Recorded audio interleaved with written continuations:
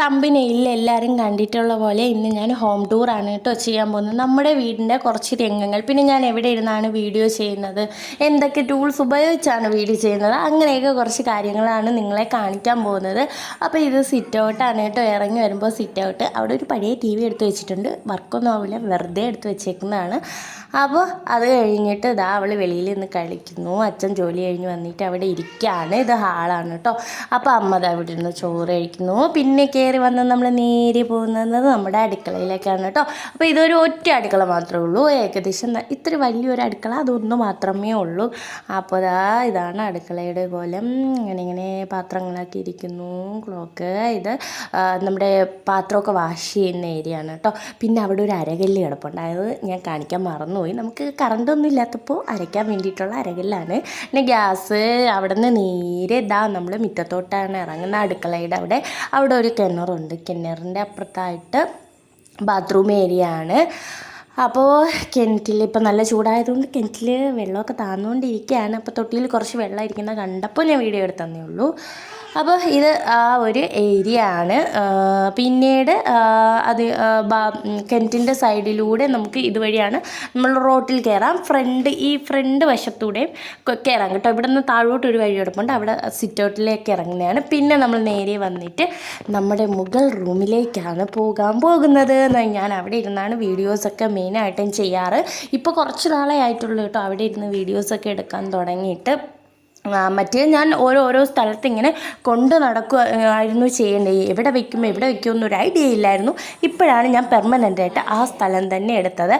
എനിക്ക് കുറച്ച് വെട്ടവും വെളിച്ചമൊക്കെ വേണം. കാര്യം എൻ്റെ ക്യാമറയും ഫോണും ഒന്നും അത്ര നല്ലതല്ല. പോക്കോ M2ലാണ് ഞാൻ എടുക്കുന്നത്. അപ്പോൾ അത്യാവശ്യം നല്ല വെട്ടമുള്ള സ്ഥലത്ത് ഇരുന്നെങ്കിലേ നന്നായിട്ട് നിങ്ങൾക്ക് ക്ലിയർ ആയിട്ട് കാണാൻ പറ്റുള്ളൂ കേട്ടോ.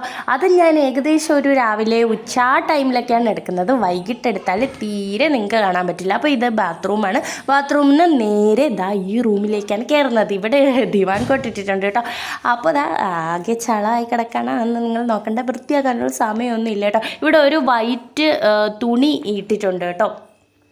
അപ്പോൾ കെട്ടി വെച്ചേക്കാണ് ഞാനത്. അപ്പോൾ എനിക്കൊരു ബാക്ക്ഗ്രൗണ്ടിന് വേണ്ടിയിട്ടാണ് ഞാൻ ഈ വൈറ്റ് ഇങ്ങനെ കെട്ടി വെച്ചത് കേട്ടോ.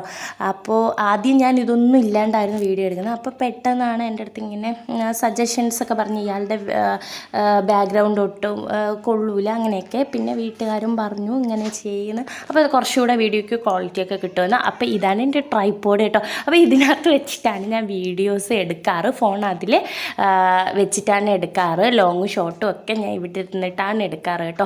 അപ്പോൾ ജസ്റ്റ് ഒരു ഭംഗിക്ക് വേണ്ടി ഈ ഒരു ഇതും കൂടെ എടുത്ത് വെച്ചിട്ടുണ്ട് കേട്ടോ.